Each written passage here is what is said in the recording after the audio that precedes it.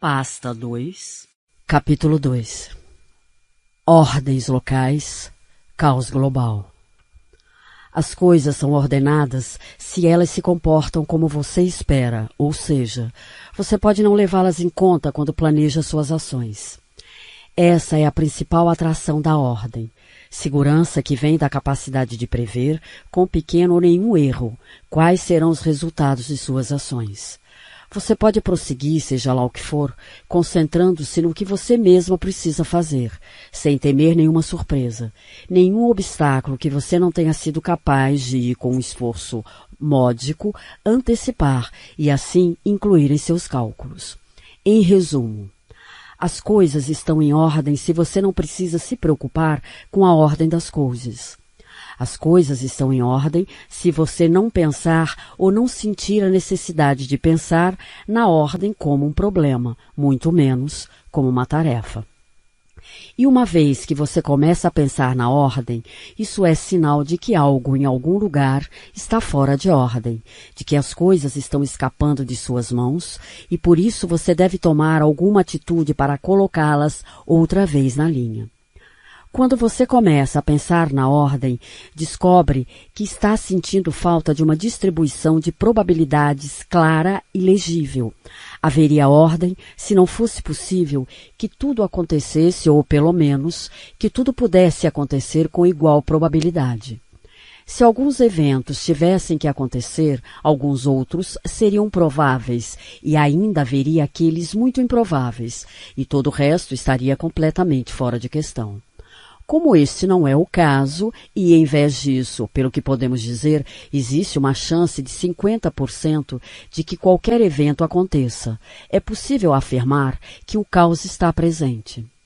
Se a possibilidade de prever e assim de controlar os resultados de suas ações é a principal atração da ordem, é a aparente falta de qualquer vínculo entre o que você faz e o que acontece com você, entre o, abre aspas, fazer, fecha aspas, e o, abre aspas, sofrer, fecha aspas, que torna o caos odioso, repugnante e aterrador. Quanto menos iguais forem as chances de respostas para suas ações, menos aleatórios serão os efeitos de suas ações. Haverá, poderíamos dizer, mais ordem no mundo. Qualquer tentativa de, abre aspas, colocar as coisas em ordem, fecha aspas, fica reduzida a manipular as probabilidades dos eventos. Isso é o que qualquer cultura faz, ou pelo menos se supõe que deveria fazer. Pierre Boulez disse que a arte transforma o improvável em inevitável. Isso se aplica a todos os setores da cultura. Em condições, abre aspas, naturais, fecha aspas, não processadas culturalmente, seria um evento muito raro e assim improvável, quase um milagre, os ovos se encontrarem com o bacon. Na Inglaterra, nos, abre aspas, bons e velhos tempos, fecha aspas, quando as coisas ficavam em seu lugar e todos conheciam seus lugares entre elas, o encontro dos ovos com o bacon no prato do café da manhã costumava ser inevitável e apenas os tolos apostariam que o encontro não se realizaria. A manipulação das probabilidades e, assim, a conjuração da ordem a partir do caos é o milagre realizado todos os dias pela cultura. Para ser mais preciso, é a realização rotineira desse milagre que chamamos cultura. Falamos de uma, abre aspas, crise cultural, fecha aspas, se a rotina chega a ser desafiada e é rompida com demasiada frequência para ser vista como confiável, que dirá normal. A cultura manipula as probabilidades dos eventos por meio da atividade da diferenciação. Todos se lembram da afirmação de Claude Lévi-Strauss de que o primeiro, abre aspas, ato cultural, fecha aspas, da história foi a divisão da população de mulheres, sem importar quão uniformes elas poderiam ser em seu potencial reprodutivo entre aquelas que eram e as que não eram elegíveis para o ato sexual. A cultura é a atividade de fazer distinções, de classificar, segregar, marcar fronteiras, divide as pessoas em categorias unidas internamente pela similaridade e separadas externamente pela diferença. E de diferenciar os alcances de conduta atribuídos aos humanos alocados nas diferentes categorias. Como observou Frederic Barthes, o que a cultura define como diferença, uma diferença suficientemente significante para justificar a separação das categorias, é o produto da demarcação de fronteiras, não sua causa. A falta de clareza acerca do alcance da conduta a ser antecipada de maneira legítima é, sugiro, a substância daquele, abre aspas, perigo, fecha aspas, que Marie Douglas descobriu na mistura de categorias. O perigo que as pessoas de todos os tempos e lugares tendem a associar com os humanos e as coisas, abre aspas, do outro lado da barricada, fecha aspas, com os seres portando traços que não deveriam aparecer juntos se as classificações mantivessem seu valor previsto e tão reconfortante. O hábito vexatório deles de cair entre as categorias, em vez de ajustar-se a elas, revela a convencionalidade e, portanto, a fragilidade onde se supunha que residisse, abre aspas, a realidade objetiva, fecha aspas, e assim a estabilidade. A mera visão daquilo que Marie Douglas, seguindo Jean-Paul Sartre, apelidou de seres, abre aspas, viscosos, fecha aspas, aqueles teimosos, abre aspas, intermediários, fecha aspas, que devastam a ordenação do mundo e contaminam a pureza das divisões, é um olhar através da fechadura para o caos subjacente a cada ordem e que ameaça engolfá-la. A descoberta do caos aumenta o zelo pela ordem e pelas paixões que rodeiam a prática da construção, reparação e proteção da ordem. Os trabalhos da cultura, diferenciadores e segregadores, teriam trazido pouco ganho ao sentimento de segurança para a compreensão definida por Ludwig Wittgenstein como o, abre aspas, conhecimento de como prosseguir, fecha aspas, se não tivessem sido complementados pela supressão da, abre aspas, viscosidade, fecha aspas, isto é, de todas as coisas de origem incerta, status, misturado à denominação pouco clara da ambivalência. Assim como nenhuma tentativa de acomodar a complexidade do mundo em divisões definidas e compreensíveis parece ter chance de sucesso, também não parece provável que a ambivalência seja vencida e deixe de assombrar os que buscam por segurança.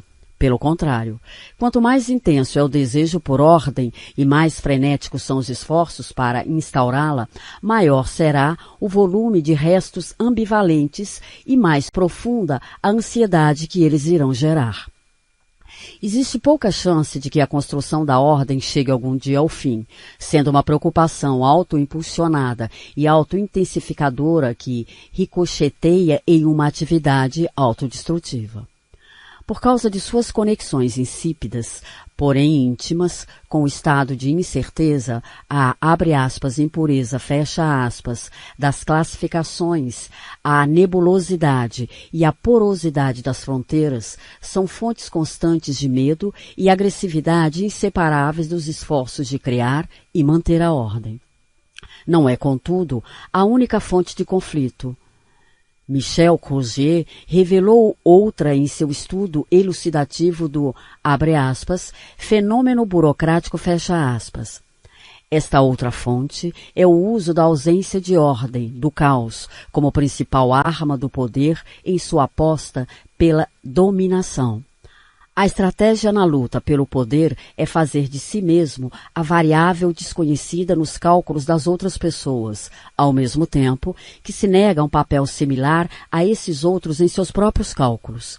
Em palavras mais simples, isso significa que a dominação é conseguida ao remover as regras que impediam nossa própria liberdade de escolha, enquanto se impõe o máximo de restrições possível sobre a conduta de todos os demais.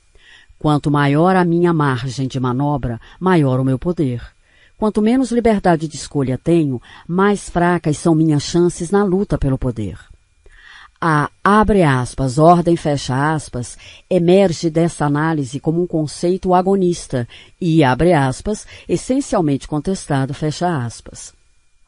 Dentro do mesmo cenário social, os conceitos de ordem se diferenciam de forma aguda, o que é a, abre aspas, ordem, fecha aspas, para pessoas no poder parece estranhamente com o caos para as pessoas que elas comandam. Na luta pelo poder, queremos sempre que o outro lado seja mais, abre aspas, ordeiro, fecha aspas, mais previsível. São sempre os passos dados pelo outro lado que desejamos tornar rotineiros e despidos de todos os elementos de contingência e surpresa, enquanto deixamos para nós o direito de não observar a rotina e de nos movermos erraticamente. Na luta pelo poder, a construção da ordem deve ser um processo guiado pelo conflito.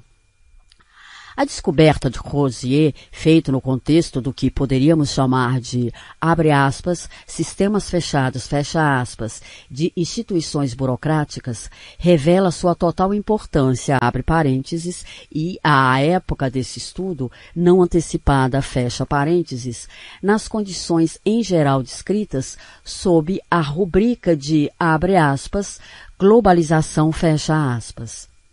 Deixem-me lembrar que o conceito de abre aspas, globalização fecha aspas, foi cunhado para substituir o há muito estabelecido conceito de abre aspas, universalização fecha aspas, quando se tornou aparente que a emergência de vínculos e redes globais não tinha nada da natureza intencional e controlada implícita no velho conceito.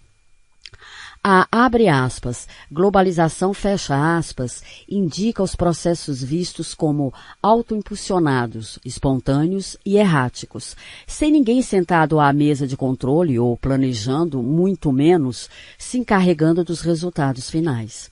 Podemos dizer, sem muito exagero, que o termo, abre aspas, globalização, fecha aspas, se refere à natureza desordenada dos processos que ocorrem acima do território, abre aspas, principalmente coordenado, fecha aspas, e administrado pelo, abre aspas, mais alto nível, fecha aspas, do poder institucionalizado, isto é, Estados soberanos.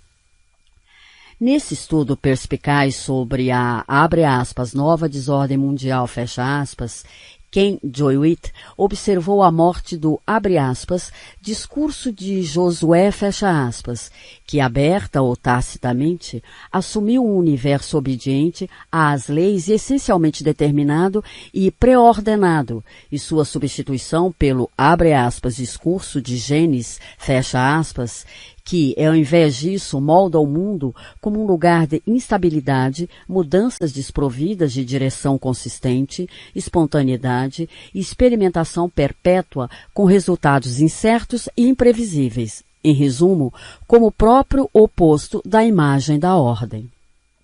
Abre aspas. A nova desordem mundial, fecha aspas, apelidada de, abre aspas, globalização, fecha aspas, tem, no entanto, um efeito realmente revolucionário, a desvalorização da ordem. Uma eventualidade assim pode ser entrevista na análise de Crozier ou mesmo antecipada em vista da tendência notoriamente autodestrutiva de toda a construção da ordem, mas só agora ela pode ser observada em todas as suas muitas ramificações. No mundo que se globaliza, a ordem se transforma no índice de falta de poder e subordinação. A nova estrutura de poder global é operada pelas oposições entre mobilidade e sedentarismo, contingência e rotina, rarefação e densidade de imposições. É como se o longo trecho da história que começou com o triunfo dos sedentários sobre os nômades estivesse chegando ao final. A globalização pode ser definida de muitas formas, e essa da, abre aspas, vingança dos nômades, fecha aspas, é tão boa quanto as outras, se não melhor. A estratégia da luta pelo poder, registrada por Michel Crozier, assim como o modelo panóptico de controle social de Jeremy Bentham, assumiu um comprometimento mútuo entre governantes e governados. A imposição de normas e a execução de regulamentos normativos ataram os controladores e os controlados uns aos outros e os fizeram inseparáveis. Ambos os lados estavam, por assim dizer, presos ao solo. A reprodução da hierarquia de poder requeria presença e confrontação constantes. É essa dependência recíproca e esse compromisso mútuo e perpétuo que as novas técnicas de poder que apareceram na era da globalização tornaram redundantes. A nova hierarquia de poder está marcada no topo pela capacidade de se mover com a rapidez e sem aviso, e na base pela incapacidade de diminuir a velocidade desses movimentos, que dirá para pará-los, associada à sua própria imobilidade. Fuga e evasão, leveza e volatilidade, estas características substituíram a presença pesada e ameaçadora como técnica principal de dominação. Esse, abre aspas, regulamento normativo, fecha aspas, não é mais necessário para assegurar a dominação. Aqueles que aspiram governar podem suspirar aliviados. O regulamento normativo é uma técnica incômoda, confusa e cara, primitiva e economicamente irracional, além de, pelos padrões contemporâneos, estar em ruínas. Sua redundância é sentida como emancipação e é vivida pela elite global como o comando da razão em sinal de progresso. A falta de restrições, a desregulamentação e a flexibilidade parecem um gigantesco salto adiante quando comparadas com os métodos custosos e trabalhosos dos exercícios disciplinares praticados nos panópticos modernos. Graças às novas técnicas de ruptura, falta de compromisso, evasão e fuga, agora à disposição das elites, os demais podem ser mantidos em xeque, incapacitados, e assim privados de seu poder limitante devido à vulnerabilidade e precariedade de sua situação. Não há mais a necessidade de, abre aspas, regular normativamente, fecha aspas, a conduta deles.